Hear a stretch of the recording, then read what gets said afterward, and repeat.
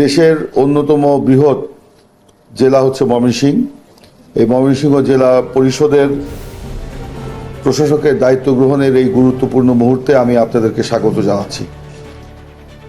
প্রথমে আমি মহান আল্লাহ রাব্বুল আলামিনের দরবারে শুকরিয়া আদায় করছি যে তিনি আজকে আমাকে এই মহান গুরু দায়িত্ব, কোনো আমার ব্যক্তিগত প্রাপ্তি নয় বা কোনো ক্ষতিপূরণ নয়, এটিকে আমি এটা আমার উপর একটি অর্পিত দায়িত্ব এবং এটা জনগণের সেবায় আমি নিজেকে এই প্রশাসকের দায়িত্ব হিসাবে পালন করার মাধ্যমে নিজেকে উৎসর্গ করতে চাই এবং জনকল্যাণের একটা বিকল্প প্ল্যাটফর্ম হিসাবে আমি এই দায়িত্বটি পালন করতে চাই।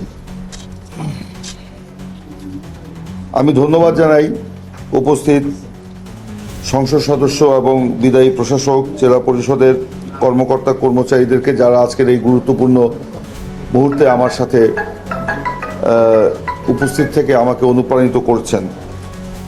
দীর্ঘ ফ্যাসিবাদী শাসনের পর একটি রক্তক্ষয়ী গণ অভ্যুত্থান, হাজার ছাত্র তরুণের আত্মদান পরে আমরা গণতন্ত্রের পথে নতুন করে যাত্রা শুরু করেছি। সম্প্রতি নির্বাচন অনুষ্ঠিত হয়েছে। এই নির্বাচনে বাংলাদেশ জাতীয়তাবাদী দল বিএনপি নিরঙ্কুশ সংখ্যাগরিষ্ঠতা অর্জন করেছে এবং বিএনপি চেয়ারম্যান জনাব তারেক রহমানের নেতৃত্বে একটি নির্বাচিত সরকার দায়িত্ব গ্রহণ করেছে। এই দায়িত্ব গ্রহণের শুরুতেই আপনারা দেখেছেন যে আমাদের প্রধানমন্ত্রী জনাব তারেক রহমান, তিনি একটি দিন, একটি মুহূর্ত, একটি ঘন্টা, একটি মিনিট তিনি আর অপচয় করছেন না। তিনি দেশ, জাতি এবং জনগণের কল্যাণে তিনি নিজেকে যেরকম আত্মনিয়োগ করেছেন এবং একই সাথে এই রাষ্ট্রের যে স্তম্ভগুলো আছে, অর্গানগুলো আছে, সেগুলোকে তিনি ঢেলে সাজিয়ে নতুন করে কাজ করার সুযোগ করে দিচ্ছেন। এবং এই জন্য দেখেছেন ইতিমধ্যেই সচিবালয় থেকে শুরু করে একেবারে নিম্ন স্তর পর্যন্ত প্রশাসনিক পুনর্গঠনের কাজও তিনি শুরু করেছেন। একই সাথে তিনি স্থানীয় সরকারকেও শক্তিশালী এবং গণমুখী করার জন্য, সচল করার জন্য তিনি উদ্যোগ গ্রহণ করেছেন।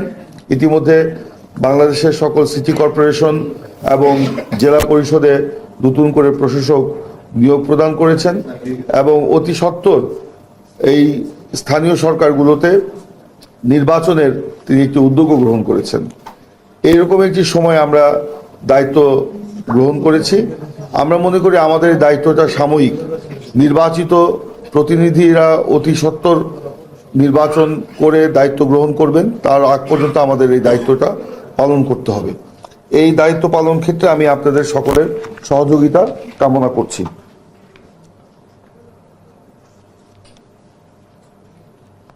বিগত 16ই মার্চ আমি স্থানীয় সরকার বিভাগের সচিব মহোদয়ের কাছে যোগদান করেছি এবং এরপরেই আপনার ঈদের একটা দীর্ঘ লম্বা ছুটি হয়ে যায়, যে ছুটির কারণে আমি সেই সময় অফিস করতে পারিনি। আজকে ছুটির পরে যেহেতু প্রথম আমাদের অফিস খোলা এবং সেই প্রথম দিনেই আমি আজকে এই দায়িত্বভার গ্রহণ করছি। আমরা মনে করি যে জেলার অবকাঠামোগত উন্নয়ন, গ্রামীণ যোগাযোগ ব্যবস্থার উন্নতি, শিক্ষা এবং স্বাস্থ্য খাতকে অগ্রাধিকার দিয়ে আমাদের জেলা পরিষদের কার্যক্রমকে পরিচালনা করতে হবে। পাশাপাশি স্থানীয় জনগণের প্রত্যাশা ও চাহিদাকে গুরুত্ব দিয়ে একটি সমন্বিত উন্নয়ন কার্যক্রম বাস্তবায়ন করতে হবে। আমাদের মাননীয় প্রধানমন্ত্রী তারেক রহমানের নির্দেশনা অনুযায়ী পরিকল্পিতভাবে আমরা ময়মনসিংহ জেলাকে উন্নয়নের আওতায় আনতে চাই, যেটা ইতিমধ্যে আমাদের মাননীয় সংসদ সদস্যগণ এবং সিটি কর্পোরেশনের নবনিযুক্ত প্রশাসক সাহেব সেটা উল্লেখ করেছেন। আমরা সততার সাথে আমরা যদি এই দায়িত্বগুলো পালন করি, একটা টিম ওয়ার্ক যদি করতে পারি, তাহলে আমি মনে করি আমরা এই কাজটা সুন্দরভাবে করতে পারবো। আজকে আমরা এই হলে যারা উপস্থিত আছি সকলেই কিন্তু যার যার অবস্থান থেকে যদি আমরা দায়িত্বটা পালন করি, সততার সাথে যদি পালন করি, তাহলে আমরা অতি শীঘ্রই আমাদের মাননীয় প্রধানমন্ত্রীর যে অভিপ্রায়, যে ইচ্ছা, সেইটা আমরা বাস্তবায়ন করতে পারবো। আমরা সবাই জানি ময়মনসিংহ একটি ঐতিহাসিক জনপদ। ব্রহ্মপুত্র নদের দুই পারেই আমাদের এই ময়মনসিংহ জেলার অবস্থান এবং এখানে কাঙ্ক্ষিত যে উন্নয়ন যেটা হওয়ার কথা ছিল সেটা আমরা পাই নাই। হয় নাই, বিভিন্ন কারণে হয় নাই, বিভিন্ন জটিলতার কারণে হয় নাই। আজকে এই জটিলতাগুলোকে দূরে ঠেলে দিয়ে আমরা সেই কাঙ্ক্ষিত উন্নয়নটা করতে চাই। এখানে মাননীয় সংসদ সদস্যরা তাদের অবস্থান থেকে কাজ করবেন, সহযোগিতা করবেন, জেলা পরিষদ করবে, সিটি কর্পোরেশন করবে, উপজেলা পরিষদ কিংবা ইউনিয়ন পরিষদ তারাও করবে। সবাই যদি আমরা এই কাজগুলো সমন্বিতভাবে করি তাহলে মনে করি আমরা আমাদের কাজগুলোকে সহজে আমরা এগিয়ে নিয়ে যেতে পারবো।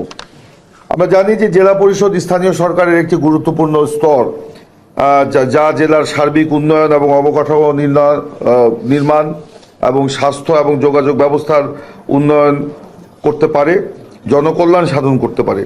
এটি সাধারণত সরকারের নীতিমালা অনুযায়ী জেলার বিভিন্ন উন্নয়ন প্রকল্প বাস্তবায়ন এবং সমন্বয় করে।